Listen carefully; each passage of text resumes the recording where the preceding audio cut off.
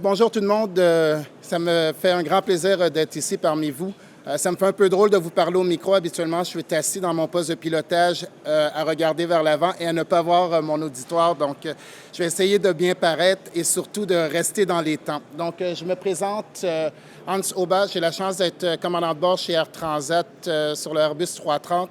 J'ai la chance aussi d'être professionnel de recherche à l'Université polytechnique en cybersécurité de l'aviation et puis de faire mon doctorat présentement là-bas en cybersécurité de l'aviation et d'être aussi le BISO chez CMA CGM Air Cargo, donc Business Information Security Officer pour la division Air Cargo aérienne de la compagnie. Au cours de ma carrière, j'ai eu la chance d'occuper autant de la sécurité aérienne que depuis les 5 dernières années de la cybersécurité. Mais on va arrêter de parler de moi, on va s'en aller directement dans le vif du sujet. La cybersécurité, je pense que si vous êtes une compagnie aérienne, un constructeur, un fournisseur ou quel que soit votre rôle dans la grappe de l'aérien ou de l'aéronautique et que vous n'avez pas une cybersécurité, je pense qu'on devrait commencer à avoir quelques gouttes de sueur qui vont sur votre front. Malheureusement, la cybersécurité est au cœur de l'aérien, est au cœur de l'aéronautique. Mais malheureusement, on la divise en 3 parties, la cybersécurité, qui est souvent la cybersécurité des TI, la cybersécurité des systèmes plus aéronautiques, aériens, plus proches de vos opérations, et ensuite la 3e, la cybersécurité, autant des avions connectés, des systèmes embarqués, tout ça. Je pense que chez la plupart des compagnies, le premier niveau est bien travaillé dernièrement. Je pense que si on parle à n'importe qui est dans l'industrie, on a tous des emails sur de la sensibilisation sur les phishing, sur l'hameçonnage et différents éléments. En plus, on a des formations, on a de la sensibilisation. Donc, à ce niveau-là, je pense que l'industrie a quand même fait ce qu'elle devait faire d'accélérer le pouls sur cela. Lorsqu'on vient dans les systèmes qui sont plus proches des opérations, donc pour une compagnie aérienne, dans les systèmes de type pour gérer vos équipages, gérer les plans de vol, les différents éléments comme ça, je pense que pas toutes les compagnies, malheureusement, sont arrivées à niveau. On en parle, on essaie de faire du mieux qu'on peut, mais on n'a pas toujours dans les contrats les clauses, on n'a pas toujours dans les personnes qui sont capables de nous supporter à ce niveau-là. Donc, c'est pour ça que ce niveau-là devient un peu plus faible et qu'il va falloir, je pense, mettre un peu plus d'emphase. Je vais vous en parler un peu plus tard. Et le 3e niveau, lorsque vient au système embarqué, lorsque vient aux avions connectés, je pense que c'est vraiment un niveau que on doit accélérer le pas en communauté parce que c'est dur de le faire seul, c'est dur de le faire sans les constructeurs, sans les compagnies aériennes, sans les chercheurs, mais comment le faire? Et c'est ce qu'on va voir un peu plus loin dans la présentation. Lorsqu'on vient aussi dans la cybersécurité de l'aérien, les vecteurs d'attaque, dernièrement, on en a souvent vu vers nos systèmes TI. Donc, on a vu des attaques de type DDoS, donc déni de service sur les sites Web. On a vu quelques compagnies qui ont eu des attaques par ransomware aussi. Mais on a pu voir il y a 1 an, au 1er novembre, lorsqu'un grand fournisseur a eu une cyberattaque qui était de leur système d'application que la plupart des compagnies aériennes utilisaient pour être capables de déployer leurs avions dans le ciel. On a vu notre vulnérabilité. C'est une chose d'avoir une cyberattaque, c'est une chose de se protéger contre la cyberattaque, mais lorsque ça vient d'un third party ou lorsque ça vient d'un fournisseur principal, vous réalisez que vous n'avez pas beaucoup de force, de pouvoir pour être capable de compenser. La plupart des compagnies se sont trouvées avec des centaines, des milliers pour certaines de vols annulés et ont réalisé qu'on avait une dépendance. Une dépendance par rapport à certaines parties de la cybersécurité et qui est surtout la partie plus on se rapproche de l'appareil. Maintenant, les avions ont changé. Je me rappelle quand j'ai commencé à piloter, lorsque mon indicateur de carburant montrait trop bas, je donnais 2-3 coups sur mon indicateur. J'avais un 200-300 kilos de carburant qui rembarquait. Mes sueurs s'en allaient et je continuais à piloter. Maintenant, inquiétez-vous pas, on ne fait plus ça, on espère seulement. Mais maintenant, dans la nouvelle réalité des avions connectés, nos avions sont tellement connectés qu'on a même le Wi-Fi à bord. Nos passagers à l'arrière sont assis comme s'ils étaient dans leur bureau. Ils peuvent prendre une douche à bord, ils sont dans leur salon. Dans le poste de pilotage, on reçoit des updates de plans de vol, de météo, de différents éléments. Est-ce que ça a facilité la vie des pilotes? C'est sûr que ça a facilité la vie des pilotes. Mais tout ce qui est connecté, qui vient dans un avion, vous devez vous dire qu'il y a une vulnérabilité ou une possibilité de vecteur d'attaque. Donc, cette même aide qui est arrivée est devenue pour l'industrie une certaine inquiétude ou vulnérabilité à laquelle on devait faire face. Maintenant, je vais vous parler. Ça, c'est le calcul de performance. On est passé, je me rappelle, quand j'ai commencé il y a 12 ans et demi chez Air Transat, j'ai commencé avec des manuels papier pour calculer mes performances pour le décollage.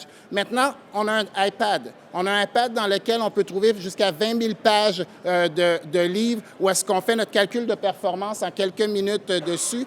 Et plusieurs autres compagnies vont même à recevoir leur calcul de performance via le système ECARS, qui est un système de communication. Donc, on se dit que oui, on évolue, mais la sécurité et la cybersécurité, est-ce qu'elle évolue au même rythme que l'industrie évolue? Et c'est ça qu'on va voir un peu plus loin dans la présentation.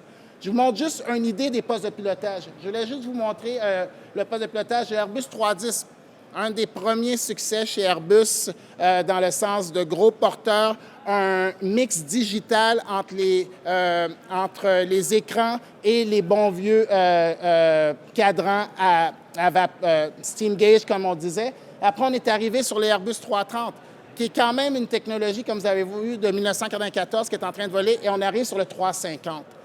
Un appareil, ça prend au minimum une dizaine d'années à développer, 40 ans de temps, entre 30 et 40 ans de temps d'opération.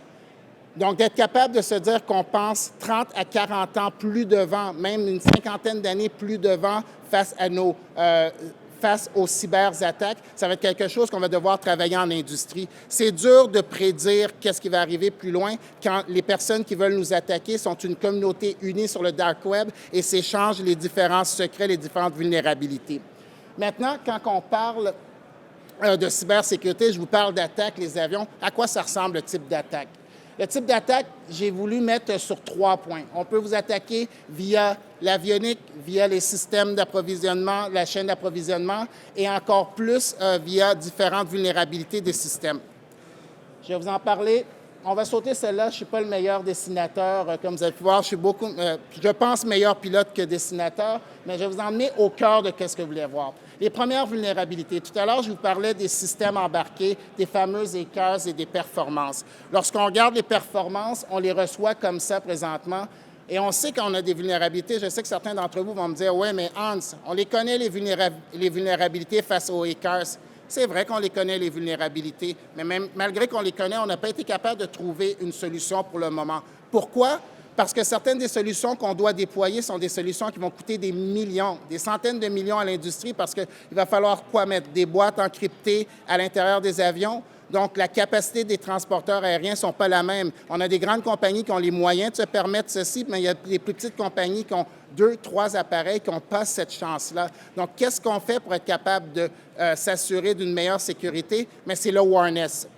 Le awareness, je vais vous parler d'une autre cyberattaque maintenant qu'on a sur l'ADS-B. On parle du spoofing.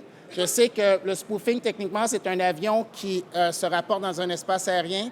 Lorsqu'il fait son rapport, on envoie un avion fantôme dans le même espace aérien et on est capable de changer sa position pour qu'elle vienne techniquement réagir avec les systèmes embarqués.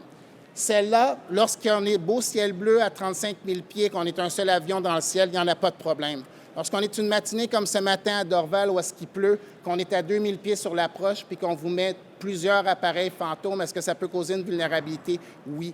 Il y a 3 semaines, il y a eu un des incidents sur un spoofing GPS qui a affecté 11 appareils en ciel qui auraient pu vraiment mal tourner. Donc, on doit commencer à se poser des questions en termes de communauté, de qu'est-ce qu'on fait pour la cybersécurité. J'accélère un peu plus. Maintenant, je voulais vous parler de ce point-ci.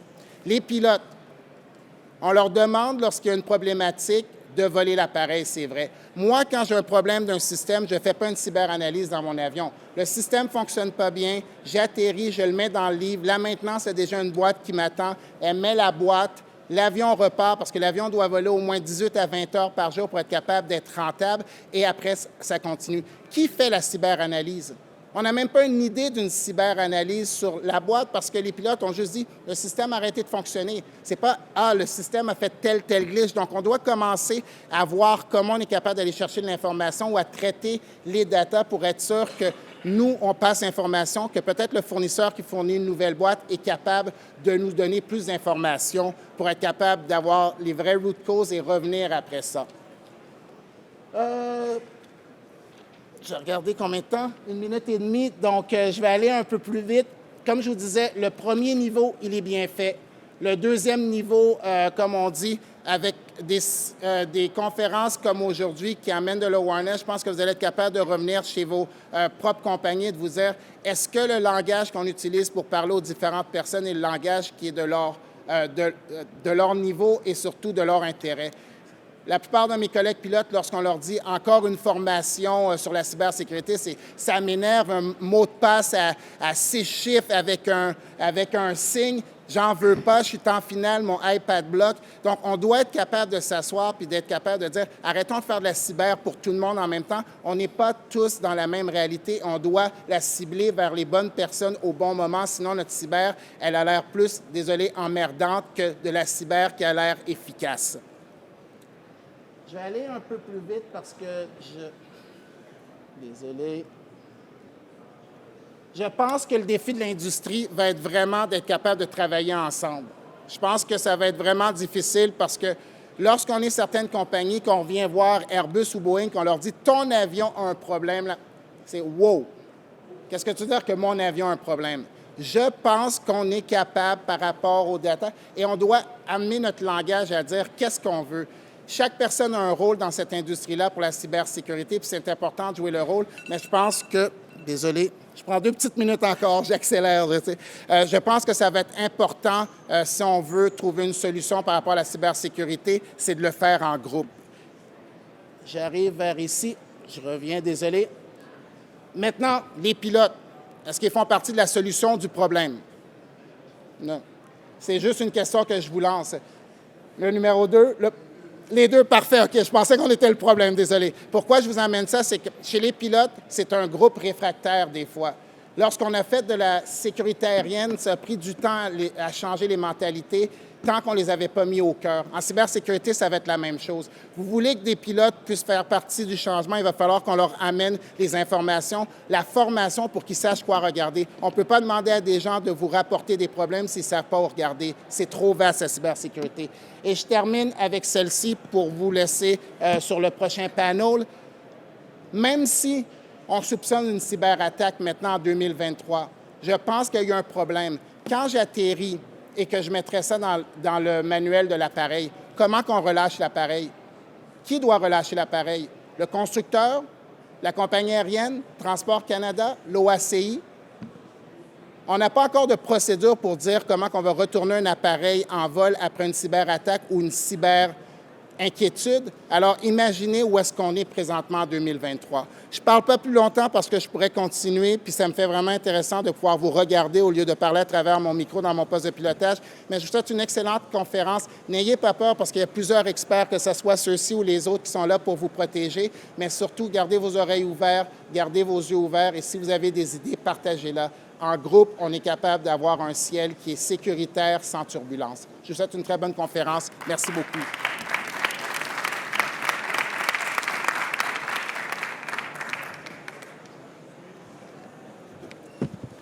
Merci beaucoup, Hans. Merci beaucoup, Hans, pour cette très intéressante introduction. J'ai une réponse à la question posée. Ce n'est pas l'OACI qui va libérer l'avion, ça c'est sûr. Donc vous pouvez chercher après entre les constructeurs, les compagnies, les opérateurs, mais il est certain que ce n'est pas l'OACI qui va intervenir à ce niveau-là. Je m'appelle Sylvain Lefoyer, je suis directeur adjoint en charge de la sûreté de l'aviation et de la facilitation à l'OACI. Qui inclut la cybersécurité. Alors, cybersécurité, il y a différents niveaux pour apprécier la cybersécurité. Je ne suis pas en charge de la sécurité informatique de l'organisation. On a un CISO qui s'occupe de ça et qui s'occupe de ça très bien. Mon travail et le travail de mes équipes, c'est de sensibiliser les États et les gouvernements à la cybersécurité pour l'aviation et de faire en sorte que les États prennent des dispositions au niveau national pour que les opérateurs, les constructeurs, les systèmes de gestion du trafic aérien soient protégés contre les attaques cyber. Donc on travaille au niveau mondial pour sensibiliser les États et définir avec les États les normes qui vont s'appliquer à tous. Alors, d'abord, je voudrais remercier l'organisation du FIC et Montréal International pour enfin, le gouvernement du Québec et la direction. Comment ça s'appelle? Politique d'accueil des organisations internationales pour avoir organisé avec nous cette première scène. Et il y en aura 2 autres qui porteront sur l'aviation. Donc je vous invite à regarder le programme et à aller les voir. Je ne vais pas parler plus de l'OACI, de ce qu'on fait, mais je vais au contraire donner la parole à des intervenants très qualifiés dans différents domaines pour vous donner une idée de ce que la communauté fait dans le domaine de la cybersécurité pour l'aviation. Vous avez déjà entendu Hans qui a brillamment exposé le point de vue du cockpit et l'intérêt du pilote pour le sujet. Nous avons avec nous Pierre Cardin, qui est senior vice-président chez Airbus, en charge des affaires publiques au Canada et relations avec l'OACI. Donc on le voit souvent dans nos locaux et on sait à quel point Airbus est attentif à la cybersécurité. Nous avons Mehran Ebrahimi, qui est professeur titulaire au département management de l'École des sciences de la gestion à l'UQAM, Université du Québec à Montréal, directeur de l'Observatoire de l'aéronautique et de l'aviation civile et directeur du Centre interdisciplinaire de recherche et de formation en cybersécurité, ainsi que du MBA de l'École supérieure de gestion. Loïc Pillan, directeur de la sécurité des systèmes d'information Aéroport de Montréal. Et enfin, Adriano Pinheiro, qui est Business Information Security Officer chez CITA, Société internationale des télécommunications aéronautiques, basée à Montréal. Voilà, donc je vais leur demander chacun de présenter rapidement ce qu'ils font et leurs perspectives sur le sujet, et ensuite nous aurons des échanges et des questions-réponses. Je vais commencer par Pierre.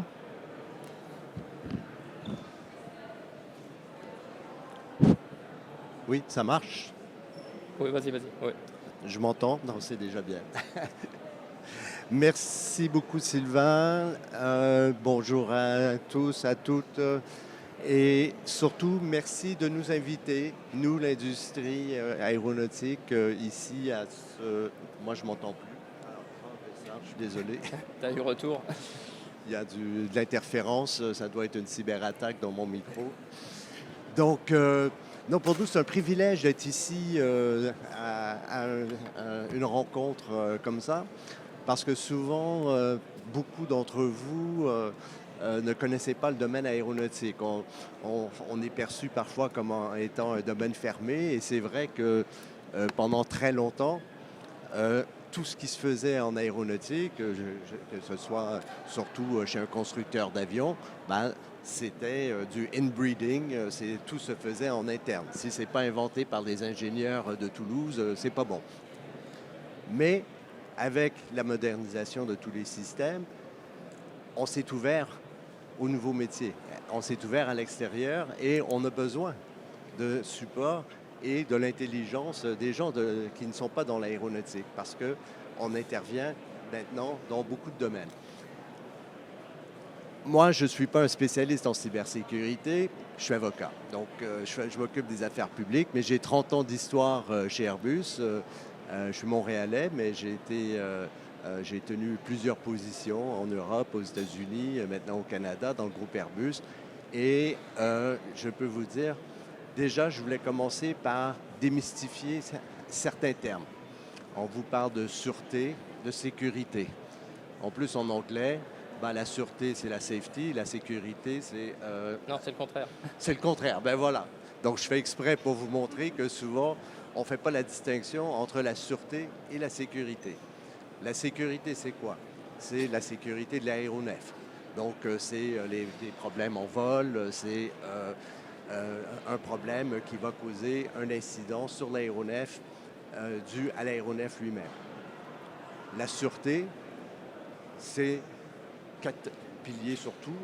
Hans en a parlé. Il y a effectivement la sûreté des personnes, donc le working environment, les personnes. Il y a la supply chain et les moyens. Il y a également tout le système industriel. Donc, pour la sûreté, on touche ces sujets-là depuis très longtemps. La sécurité fait partie de notre ADN, parce que la sécurité en vol de nos avions, c'est essentiel. On travaille avec l'OACI depuis très longtemps, mais la sûreté également. Juste vous donner un exemple, sans parler de l'avion, Airbus à Toulouse, tous les jours, il y a 60 000 personnes qui franchissent les tourniquets pour rentrer sur nos sites à Toulouse, seulement à Toulouse. 60 000 personnes. C'est 60 000. Il y a les salariés, il y a des fournisseurs, il y a des visiteurs. C'est ouvert à tous les risques. Donc la sûreté s'occupe de ça. Est arrivée la cybersécurité. Pour nous, la cybersécurité, c'est pas nouveau. Ça fait plus de 25 ans qu'on travaille sur la cybersécurité. J'avais le patron de la sûreté qui était ici hier avec une présentation à l'OACI. Et un des bels exemples qu'il donnait, c'était l'A380, qui a été l'avion le plus connecté, développé par Airbus. Et l'A380 a été développé il y a 25 ans. Donc déjà, il y a 25 ans, on a mis dans nos avions des systèmes pour protéger sur des attaques de cybersécurité. Et après, je veux attirer l'attention justement sur le fait que finalement, sûreté et sécurité se rejoignent. Hans nous parlait de tout ce qui est embarqué dans l'avion et effectivement, aujourd'hui, et merci d'avoir pris les exemples des avions Airbus, mais c'est vrai que Airbus a été un pionnier sur toute la digitalisation des cockpits. Donc, on est, et on a vu depuis les années 70, on est quoi, la 3e génération d'avions aujourd'hui, des avions connectés. Le trafic aérien double depuis les années 70, presque à tous les 10 ans. Et malgré cette croissance importante, avec des avions encore plus connectés et des cockpits beaucoup plus développés, les accidents sont arrivés à presque zéro. Donc, plus on a un cockpit qui est informatisé, qui est digitalisé, plus l'avion est dans sa zone de safety. D'où arrive maintenant le risque de cybersécurité. J'étais à l'introduction. Merci beaucoup Pierre. Je l'arrête parce que je le connais, il pourrait tenir toute la discussion tout seul pendant 45 minutes. Donc je te remercie de passer le micro à Mehran. Je le passe à Mehran. Merci. Merci. Est-ce qu'on m'entend? Parfait. Alors, merci beaucoup. Merci pour cette invitation qui m'honore. Je suis très content d'être dans ce milieu avec beaucoup de mes amis. La question de cybersécurité, je pense dans l'aviation, ça pose plusieurs problèmes. On ne s'inquiète pas, un avion aujourd'hui, des avions qui volent aujourd'hui ne peuvent pas directement être hackés. On ne peut pas entrer dans leur système, ça d'accord. Mais la question est plus compliquée que ça. Et je pense que notre façon de compartimenter l'univers, je dirais, de l'aviation pose un problème. Vous avez des gens de l'aéronautique qui s'occupent donc de construction des avions, mais aussi des composantes. Vous avez de l'autre côté l'aviation civile, c'est-à-dire les compagnies aériennes, les pilotes, et vous avez de l'autre côté les aéroports. Et ces univers-là sont des domaines d'expertise très différents, très variés, et puis chacun travaille là-dessus. Et étrangement, comme si ce n'est pas l'avion que le constructeur a fabriqué, que la compagnie aérienne a piloté, qui va atterrir dans l'aéroport, comme si c'était trois mondes complètement séparés. Alors qu'au fond, c'est la même chose. Pourquoi c'est important de considérer la chose de cette manière-là? Parce que chez le constructeur, je ne sais pas, je pense que dans Airbus A380, il y a 3 millions de pièces. 3 millions de pièces, ça veut dire plusieurs milliers de de fournisseurs. Merci. Donc, après, donc, dans les compagnies aériennes, c'est la même chose. Donc, il y a plusieurs milliers de personnes qui travaillent. Aujourd'hui, même si l'avion est bien, même si vous avez tous les systèmes extraordinairement, il suffit juste que quelqu'un mal intentionné avec une clé USB entre dans le système de l'avion au sol et qui pose des problèmes sérieux. Par la suite, l'aéroport, c'est la même chose. Donc, et on a réduit la question à une question d'abord technique. C'est souvent, on pense que la cybersécurité, c'est l'affaire des ingénieurs. C'est l'affaire des ingénieurs, ça on est d'accord. Mais ce n'est pas que. Pourquoi? Parce que dès lors qu'on dit que c'est l'affaire des ingénieurs, il y a une multitude d'éléments qui interviennent qu'on ignore. Prenons l'exemple ici au Québec, au Canada. Donc, quand on parle de cybersécurité, on est dans l'univers, bien sûr, des données et du numérique. On a énormément de problèmes à numériser, à entrer dans l'ère numérique de nos entreprises. Il y a peu de nos entreprises qui font l'effort pour aller de façon intelligente réfléchir dans ce processus de numérisation. Et quand elles s'engagent dans ce processus de numérisation, il y en a plus de 70% qui échouent leur numérisation. Alors donc, vous voyez, déjà, c'est mal parti. C'est mal parti. Autrement dit, toutes ces vulnérabilités-là, ça ouvre la porte grande ouverte à toutes sortes de je dirais, problèmes, problèmes de cybersécurité. Et en plus, quand on va aller dans ce processus de numérisation, c'est essentiellement autour des questions techniques, technologiques. Hans a montré un acétate qui était très, très bien fait. On reste au niveau de technologie d'information et toutes les technologies mobilisées dans l'aviation. Mais le reste, on en fait quoi? Un pilote mal formé ou informé, un employé mal intentionné, un employé démotivé. Donc, toutes les questions comportementales et toutes les questions, je dirais, managériales et de gestion, on les a négligées. En ce moment, on a travaillé plusieurs années sur un projet qui était le pilote en situation d'extrême urgence. Comment les pilotes réagissent en situation d'extrême urgence? Quand le Mayday est lancé, qu'est-ce qu'on fait? Et là, donc, bien sûr, le résultat auquel on est arrivé au bout de plusieurs années de recherche, plusieurs pilotes à travers le monde interrogés, on arrive finalement que la politique managériale de l'entreprise en question pour laquelle les pilotes travaillent joue un rôle important dans le processus de décision des pilotes au moment d'intervention dans une situation d'extrême urgence. On a eu, tu avais organisé une activité de cybersécurité, donc les dirigeants de Airbus étaient là, donc c'était super intéressant. Et le constat aussi des dirigeants d'Airbus en termes de cybersécurité aussi, c'est qu'on néglige souvent cette question comportementale et cette question managériale qui joue un rôle important dans la cybersécurité. Alors, donc, moi aussi, je suis à l'introduction, mais c'est déjà fini. Donc, c'est important de revenir avec cette vision complexe et d'intégrer tout ça. Moi, quand j'ai créé la fondation, l'observatoire, c'était l'observatoire en aéronautique et l'aviation civile, on m'a dit, tu mets les deux ensemble? Ben oui, je mets les deux ensemble. En plus, on ouvre l'aspect aéroportuaire. Pourquoi? Parce qu'un avion décolle dans un aéroport et atterrit dans un aéroport et c'est même les mêmes avions. Et donc, on est continuellement en train de séparer ces univers-là. Et plus on sépare, plus on éloigne ces univers-là, plus on ouvre des brèches. Et ces brèches-là sont des voies royales pour des gens mal intentionnés en termes de cybersécurité. Merci Miran. Et c'est une excellente transition pour passer la parole à Loïc, justement, aéroport de Montréal. Bonjour, vous m'entendez bien? Ok. Mais effectivement, dans l'aviation, on a tendance à oublier les aéroports qui ont un rôle essentiel à jouer.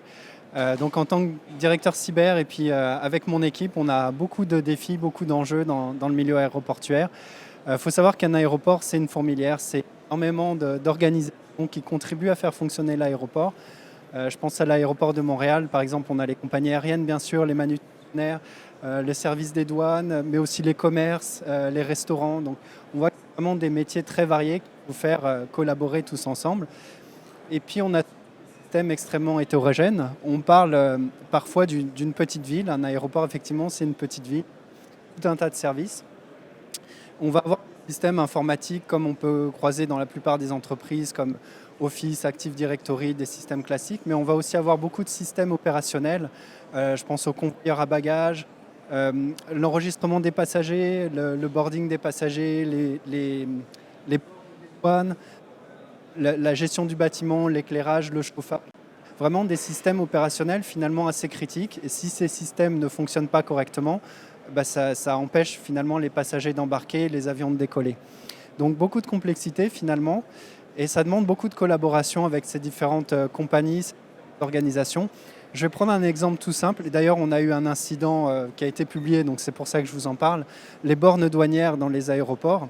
Un passager qui arrive à l'aéroport à Montréal, certains d'entre vous sont venus en avion certainement, vous enregistrez aux douanes sur la borne, je suis persuadé que vous pensez avoir affaire à un système de l'aéroport.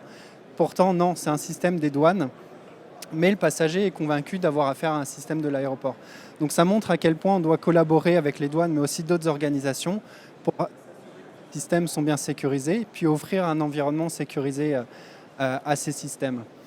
Malheureusement aussi, dernièrement, les aéroports sont devenus des cibles populaires, des cibles appréciées des hackers, des activistes même, des groupes de hackers rattachés à des gouvernements parfois. On a vu le conflit Russie-Ukraine qui a ravivé un peu tout ça.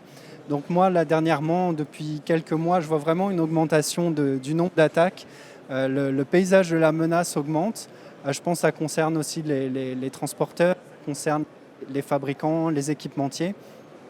Donc on voit beaucoup plus d'attaques type déni de service, des phishing même qui sont beaucoup plus massifs et qui sont aussi parfois beaucoup plus contextualisés. Donc on a plus d'utilisateurs qui se font prendre. Donc ça demande vraiment d'augmenter notre vigilance et notre cybersécurité de manière globale. 2 derniers petits enjeux pour finir. C'est l'info nuagique, qui est un virage important bien sûr pour énormément d'entreprises, mais aussi pour les aéroports et pour les compagnies aériennes. Je pense que même pour des systèmes critiques temps réel, l'info nuagique a du sens. On est capable dans un aéroport d'avoir vraiment une bonne connectivité, réseau, télécommunications, donc ça c'est pas le défi. Les fournisseurs info nuagiques ont une gestion plus rigoureuse de tout ce qui est patch management, gestion des vulnérabilités, gestion de l'obsolescence, chose qui un peu compliqué parfois à gérer dans les aéroports parce qu'on a tellement peur de faire tomber en panne un système touché plutôt que de déployer trop souvent des correctifs. Et le dernier défi, c'est la biométrie actuellement, qui est vraiment un sujet d'actualité. Je pense en tant que passager, vous en êtes rendu compte. Le voyage, le parcours du passager utilise de plus en plus la biométrie. Et bien sûr, c'est une donnée sensible, ce sont vos photographies, vos empreintes digitales, vos données de passeport qui aujourd'hui transitent aux compagnies aériennes, aux entités gouvernementales, aux aéroports. Donc, c'est un défi pour nous aussi de sécuriser tout ça. Merci beaucoup Loïc pour cette perspective vue de l'aéroport. Et pour finir, dans le premier tour de piste, nous allons avoir Adriano Pinheiro de CITA, donc un fournisseur de systèmes, de services, de communication et de systèmes d'information pour la communauté aéronautique, qui a donc un rôle tout particulier à jouer sur ce sujet et une perspective intéressante.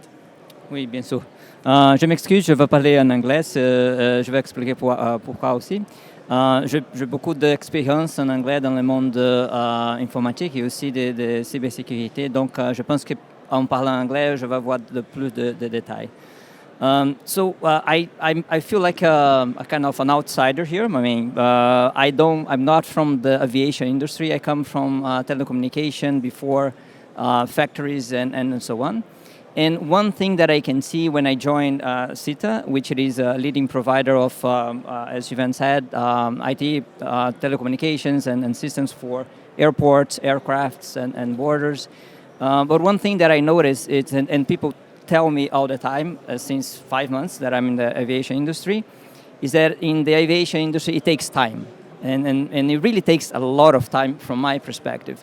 And it's fair. It's okay that it takes time. We are talking about, at the end of the day, lives, right? I mean, a serious consequence can happen when there are incidents, especially related to aircrafts and even airport operations.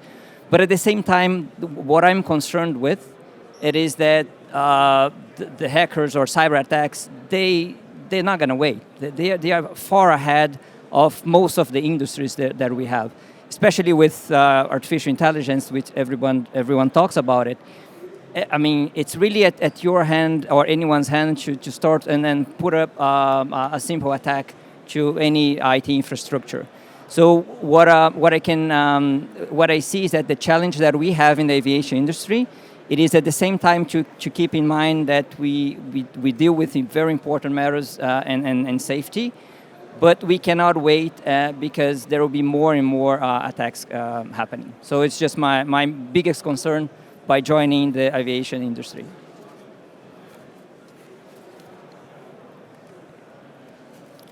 Merci beaucoup Adriano.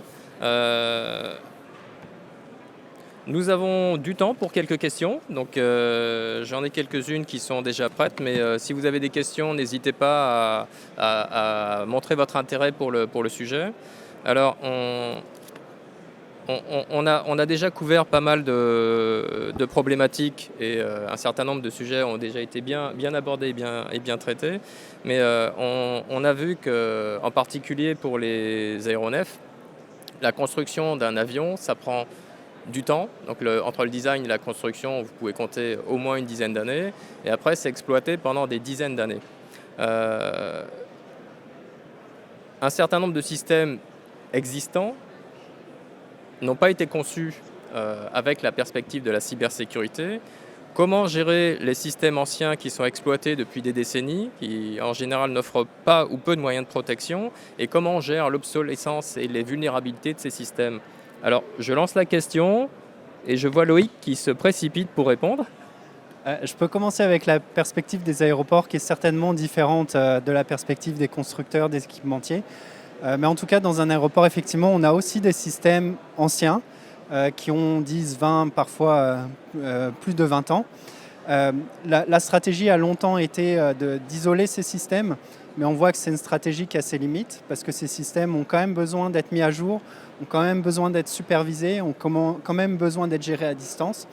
Donc on a vu après la tendance convergence TITO se mettre en place, donc technologie d'information, technologie opérationnelle se mettre en place. Donc se pose la question de comment sécuriser ces équipements obsolètes ou legacy avec cette connectivité qui augmente. Je dirais déjà une gouvernance de la sécurité claire et très importante. Qui a la responsabilité de gérer ces équipements opérationnels, ces équipements parfois obsolètes, voilà, et qui a le pouvoir décisionnel finalement pour prendre les décisions par rapport à la sécurisation de ces équipements. Aussi, une supervision de ces équipements est nécessaire. Encore une fois, les technologies opérationnelles n'ont pas été pensées avec la sécurité il y a 20-30 ans.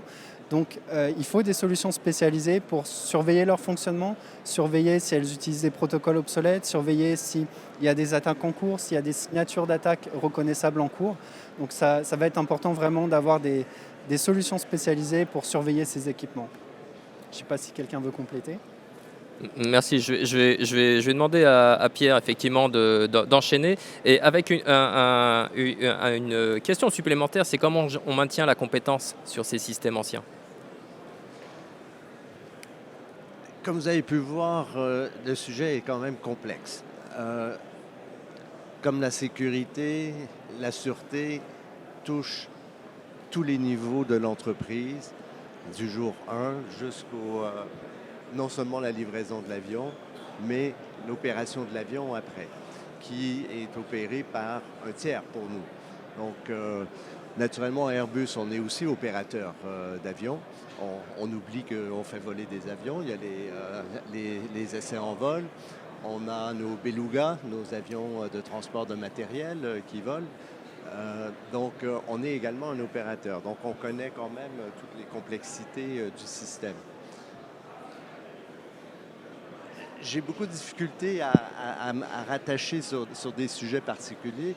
C'est certain que la sûreté et la cyber en fait partie, même si c'est cybersécurité. Et non, je ne sais pas pourquoi on n'appelle pas ça la cybersureté, mais elle est partout. Elle touche tous les niveaux. Nous, on est un groupe énorme. On a des centaines de personnes qui travaillent dans uniquement le département cybersécurité de la sûreté. On a embauché des centaines de hackers qui travaillent pour nous. On est attaqué 60 000 fois par jour dans nos systèmes parce que Airbus ne fait pas que des avions commerciaux.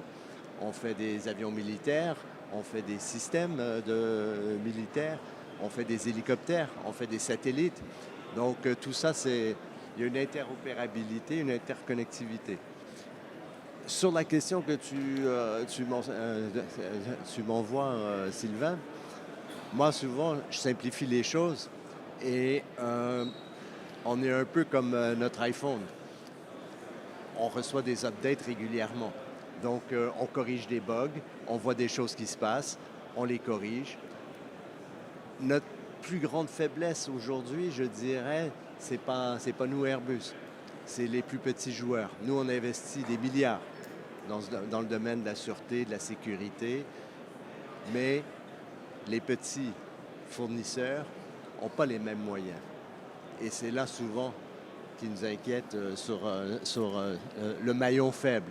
Et même chose quand on voit, j'étais en France la semaine dernière et j'imagine qu'Aéroport de Montréal suit ça aussi, mais on est habitué d'avoir des alertes, des menaces une fois, 2 fois par année peut-être. La semaine dernière, à tous les jours, les aéroports français recevaient 16 alertes à évacuer des aéroports dans une même journée. Et à tous les jours. Le château de Versailles a été évacué 8 fois la semaine dernière. Essayez de trouver une bombe, essayez de trouver quelque chose dans le château de Versailles. Si vous l'avez déjà visité, sous le lit de Marie-Antoinette, ça doit être assez compliqué.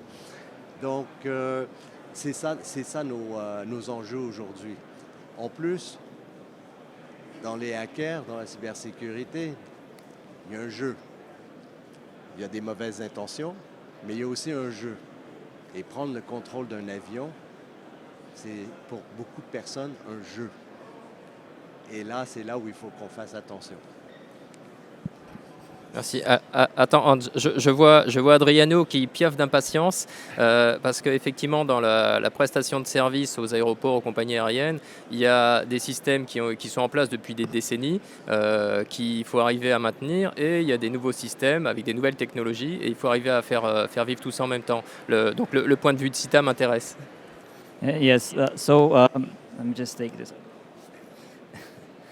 The legacy systems, right? That's something that, to be honest, we have to get rid of. That there is no way a company such as an airport or an enterprise can keep it efficient, cost efficient, and profitable, keeping legacy systems.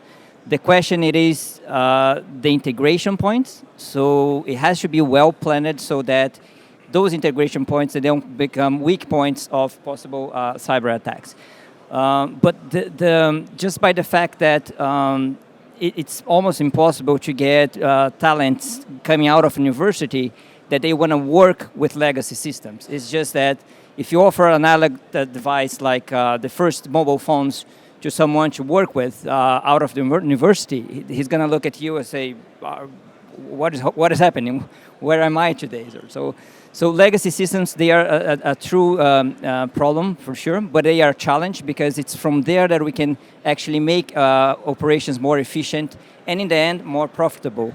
The most concern about or what drives really the air transportation industry, especially for passengers, it's more and more the price, right? Every one of us, we want to go to a place but not spend that much of money. So the whole supply chain has to be optimized, and then legacy systems, they really slow down. So my view is that, yes, we have to move, and then we have to be faster in adopting new technologies. Merci beaucoup, Adrien. Je vois Hans qui piaffe d'impatience. Je me permets juste 2 petits points. On entend souvent dernièrement parler aussi de la cybersécurité par patch et la cybersécurité par design. C'est une des choses. Mais où est-ce que dans l'aérien, on est chanceux parce que sur les constructions d'avions, c'est très réglementé, c'est très contrôlé. Maintenant, une des problématiques qu'on commence à voir, c'est tous les éléments connexes qu'on voit alentour des avions, alentour des pilotes, des passagers qui viennent d'arriver. Les iPads, c'est un bon exemple. On les appelle IFB maintenant. Mais plusieurs compagnies veulent faire de la cybersécurité de ces systèmes qu'on appelle un peu plus anciens, mais il n'y a pas encore de résolution commune de l'industrie de qu'est-ce qui est le standard, qu'est-ce qu'on fait pour ces fameuses patchs de cybersécurité. Et c'est là que ça va être intéressant, je pense, de travailler ensemble si on veut une solution. Et la dernière chose, je me permets aussi de dire, on s'en va vers une cybersécurité.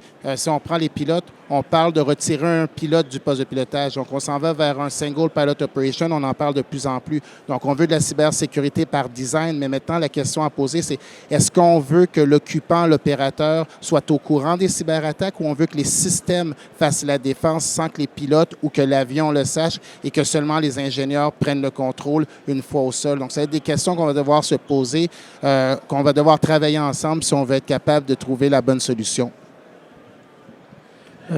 Hier, un pilote de Air Alaska qui était pas en service, ses copains pilotes, copilotes lui permettent de venir s'asseoir dans le cockpit, puisque c'est un pilote. Et lui, au milieu du vol, décide brusquement d'arrêter le moteur de l'avion. Heureusement, le pilote et le copilote ont réussi à le neutraliser et finalement, bon, heureusement, il n'y a pas eu de problème. La raison pourquoi ce pilote a eu ce comportement-là, c'est parce qu'il était, ce qu'on dit, on le cite, parce qu'il est écœuré de la politique de la compagnie envers les pilotes et ses employés. Alors, on imagine toujours quelqu'un lointain, un russe, un chinois et un hacker, ça existe, et ils sont là. Mais aussi, parfois, ces gens qui peuvent faire mal à l'entreprise, peu importe l'aéroport, peu importe l'avion, peu importe le constructeur, sont à l'intérieur de nos murs. Et étrangement, ils ont un pouvoir de destruction qui est beaucoup plus grand finalement. Parce que contre ces gens-là, on n'a pas tellement conçu nos systèmes, on a toujours pensé quelqu'un qui viendrait de l'extérieur. Je vais donner un exemple simple qui soit dans l'aviation, mais vous avez tous entendu parler de ces espèces de fuites des données chez Desjardins, d'accord? Alors que chez Desjardins, en termes de pare-feu par rapport à la cybersécurité, on est dans une des institutions les plus avancées. Il a fallu qu'un employé de l'intérieur veuille, d'une certaine manière, veuille mal faire et regarder tout le mal qu'il a fait. Donc, encore une fois, n'oublions pas cette question-là. Ne pensons pas toujours la technique, ne pensons pas toujours quelqu'un de mal intentionné, lointain. Tout ça, c'est vrai, c'est important. Mais encore une fois, quand on est dans l'intérieur, le mal est encore plus important. Et je pense que Mehran, justement, tu soulignes toute la complexité. Il y a une chose qu'on oublie, et on le voit dans les conflits actuels. On a parlé de la Russie, on voit le Moyen-Orient, on voit d'autres zones de conflit. Et les avions continuent à voler et doivent continuer à voler. On se concentre sur des sujets cyber. C'est tout flou, c'est difficile à comprendre. Mais on voit très bien aujourd'hui que les attaques conventionnelles existent toujours. Et on le voit dans les conflits. On pensait que les guerres de demain, ça serait des guerres cyber dans l'espace et avec que des technologies de pointe. Non, on est encore à se battre sur le terrain, avec des fusils, avec des armes conventionnelles. C'est un sujet qu'on ne doit pas oublier. On se rappelle tous des années 60-70, les hijackings d'avions. Aujourd'hui, on doit composer avec des moyens technologiques et des moyens classiques. Et souvent, ça peut venir d'un mélange des deux. Donc, des armes aujourd'hui avec des détections de chaleur, des missiles de détection de chaleur qui peuvent être envoyés depuis le sol au moment d'un atterrissage. Donc, tout ça, c'est interrelié. Et c'est pour ça, moi, je ramène toujours, il ne faut pas juste se concentrer sur la cyber, il faut regarder aussi, tout est imbriqué. En vous donnant l'exemple de 60 000 personnes qui rentrent chez Airbus à tous les jours, l'exemple que Mehran a donné est excellent. Un employé mal intentionné, un fournisseur mal intentionné, un concurrent ça peut être un concurrent. Un jour, il y a une fusée, la fusée Ariane a explosé. On avait, après les enquêtes, on avait retrouvé un chiffon quelque part. Donc, est-ce que c'était un oubli, c'était un acte intentionnel? On ne sait pas. Donc, tous les aspects, et la cyber vient jouer dans tout ça. Et c'est ça que je dirais qui est intéressant sur le sujet, parce que ça nous sort de nos compétences, ça nous sort de nos zones de confort. Et c'est pour ça que c'est intéressant d'aller chercher, et je vous vois tous ici, je suis certain que...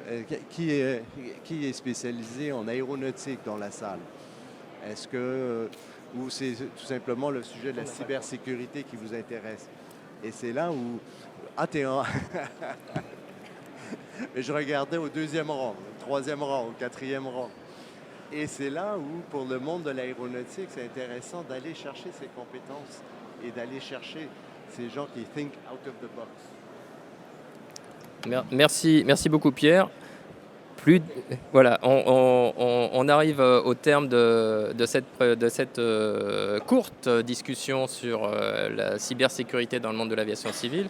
Alors, Pierre a fait un très bon pitch pour l'événement que nous avons à l'OACI cette semaine, c'est la Security Week, où effectivement on traite de la sûreté de l'aviation, de la cybersécurité, des risques autour et au-dessus des zones de conflit, des drones.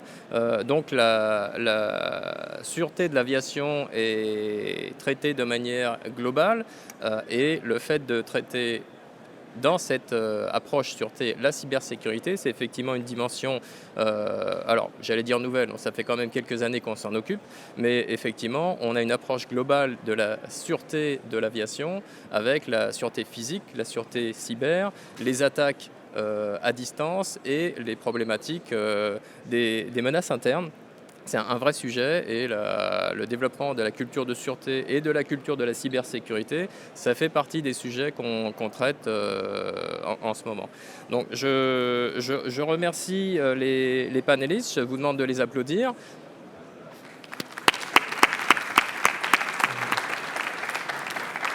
Et maintenant, je vais appeler Mélanie L'Huissier pour un mot de clôture. Elle est présidente directrice générale chez Aéro Montréal.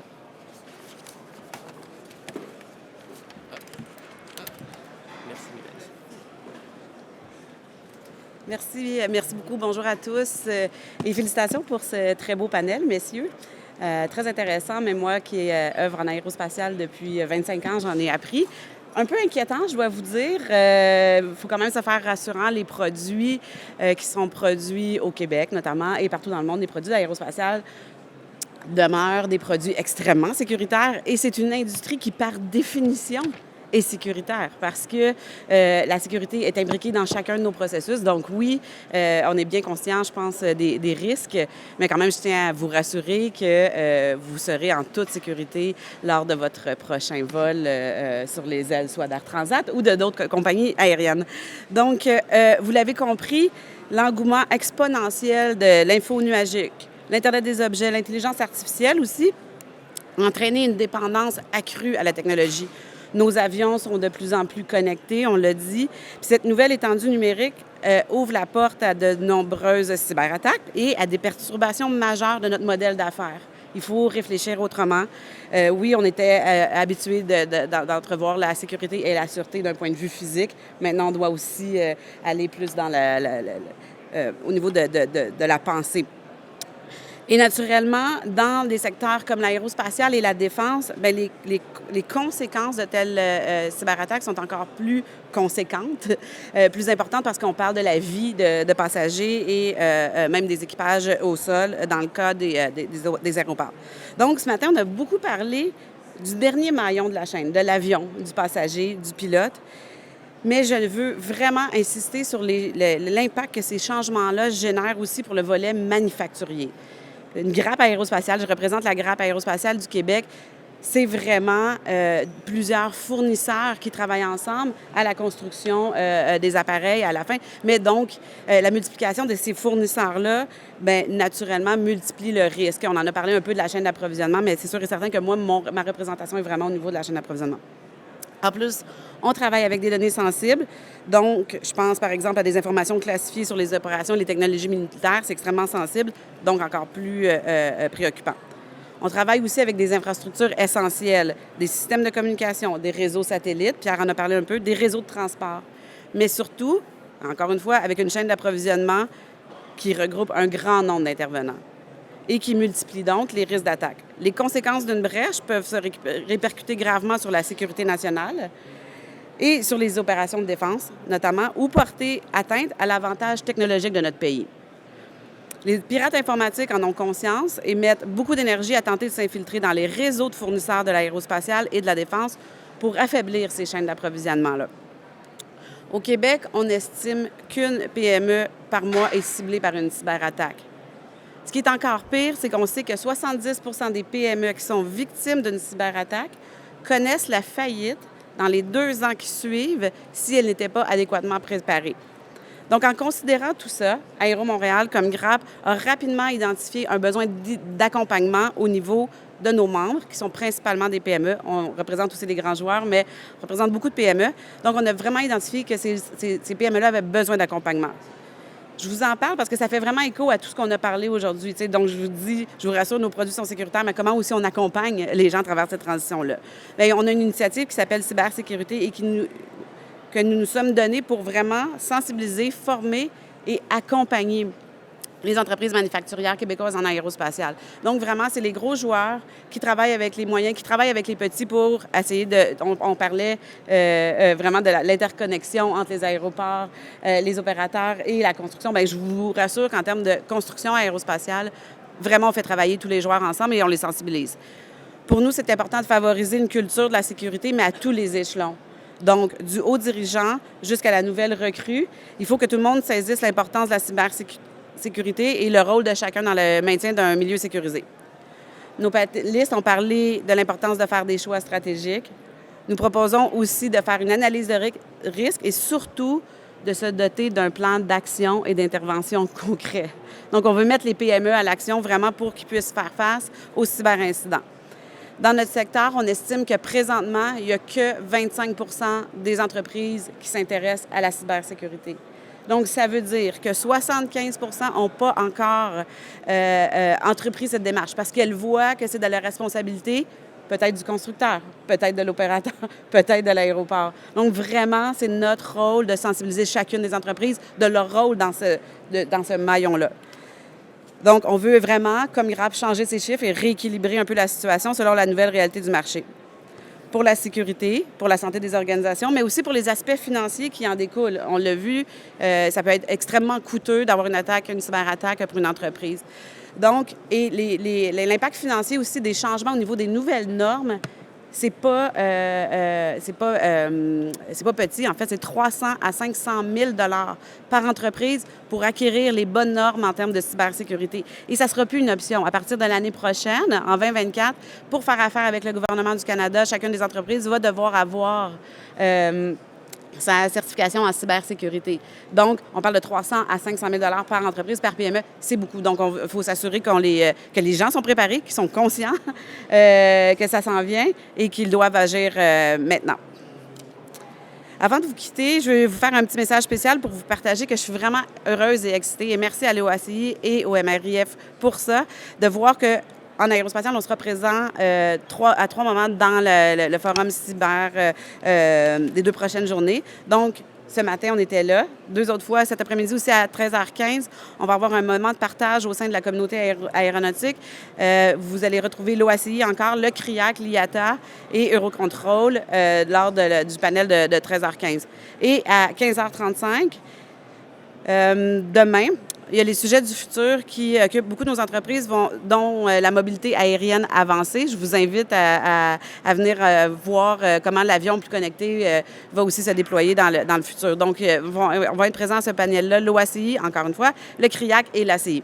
Donc, je vous invite à participer en grand nombre aux 2 prochains panels. Je vous remercie encore une fois, messieurs, de votre prestance ce matin et de vos partages. Et je vous dis très bonne journée à vous tous.